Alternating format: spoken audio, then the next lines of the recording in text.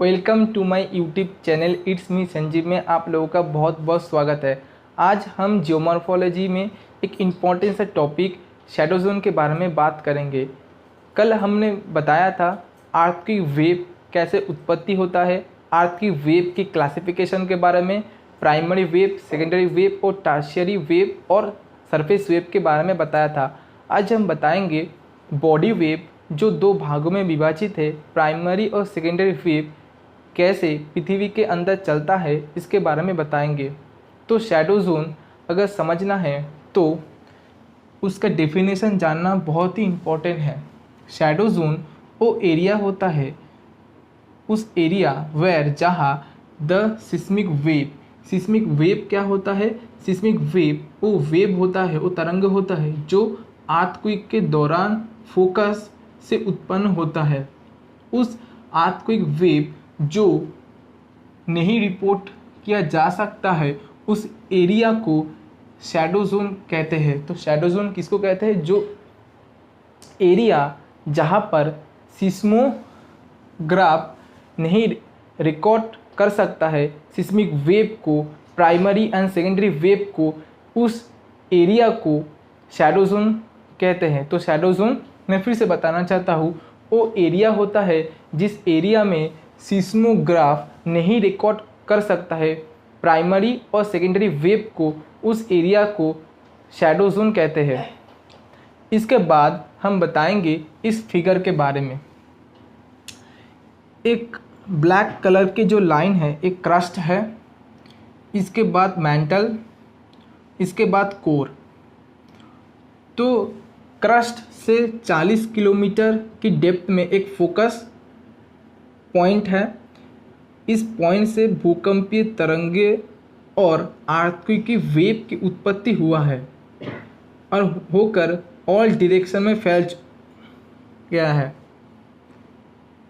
और इस focus point से जो भूकंपीय तरंगों ने उत्पत्ति हुआ है और उस भूकंपीय तरंग और अर्थक्वेक वेव और सिस्मिक वेव जो सबसे पहला सरफेस में पहुंचेगा उस स्थान को, उस प्लेस को कहते हैं एपिसेंटर। तो इस पॉइंट है एपिसेंटर,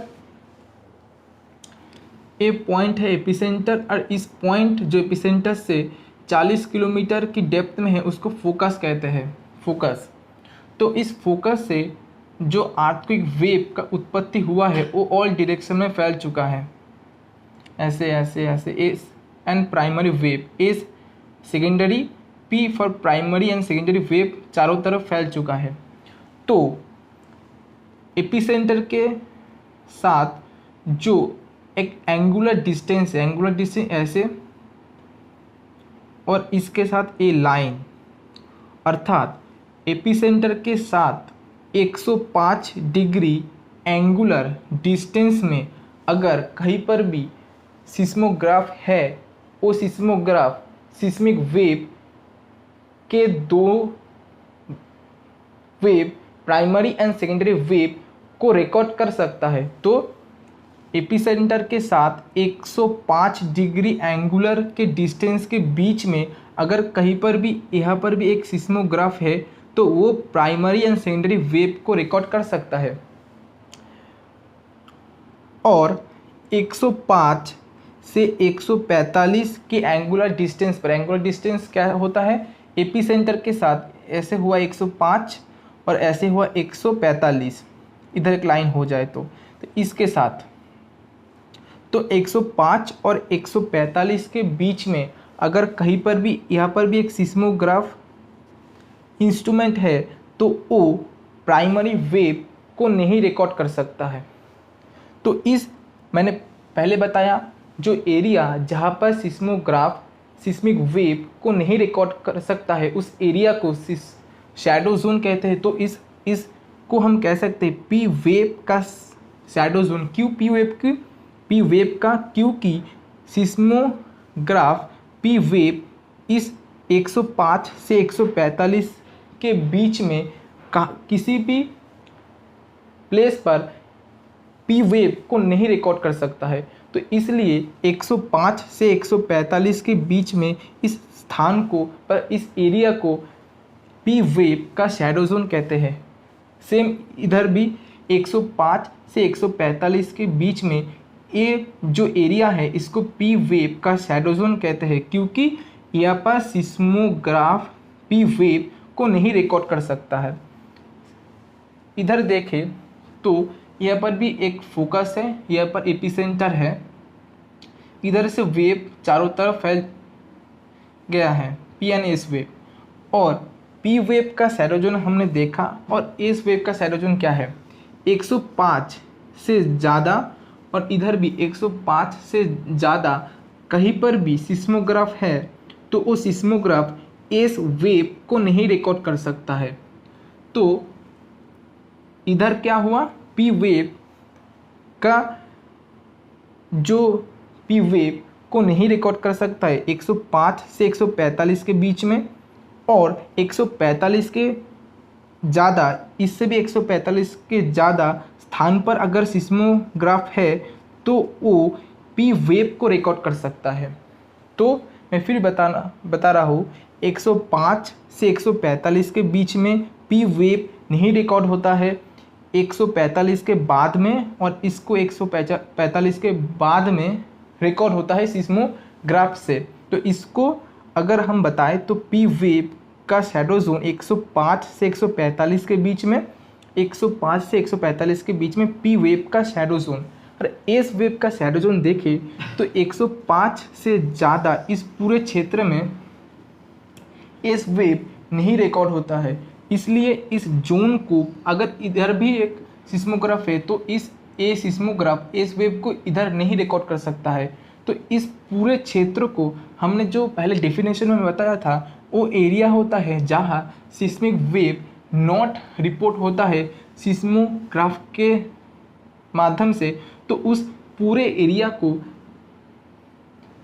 एस वेव का शैडो जोन कहते हैं, जहाँ पर एस वेव नहीं रिकॉर्ड होता है, और जहाँ पर पी वेव नहीं रिकॉर्ड होता है उस एरिया को पी वेव का शैडो जोन बोलता है। तो इधर है, तो हम क्लियर हुआ पी वेव का शैडो जोन इस चित्र में और एस वेव का शैडो जोन इस चित्र में। इसके बाद the shadow zone of S wave much larger than the P wave, अर्थात पी वेव का जो शैडो जोन एरिया है वो एस वेव से कम है, अर्थात एस वेव का शैडो जोन का एरिया ज़्यादा है, 105 से ज़्यादा, 105 से भी ज़्यादा, अर्थात एस वेव 105 डिग्री के ज़्यादा किसी भी स्थान पर अगर सिस्मोग्राफ है तो वो उस वेव एस वेव को नहीं रिकॉर्ड कर सकता है। तो उस पूरे क्षेत्र को एस वेव का शैडो जोन, तो इस एस वेव का शैडो जोन का एरिया पी वेव के तुलना में बहुत ज़्यादा है, इसलिए इस पॉइंट को मैंने लिखा है। उसके बाद shadow zone over 40% earth surface, S wave का शैडो जोन, एस वेव का शैडो जोन 40% एरिया को टोटल करते हैं, और जो पी वेव का शैडो जोन है इसके तुलना में कम है। तो मैंने बताया कि शैडो जोन वो एरिया होता है जहाँ पर बॉडी वेव जो दो भाग है, प्राइमरी एंड सेकेंडरी वेव, नहीं रिकॉर्ड होता है सिस्मोग्राफ से।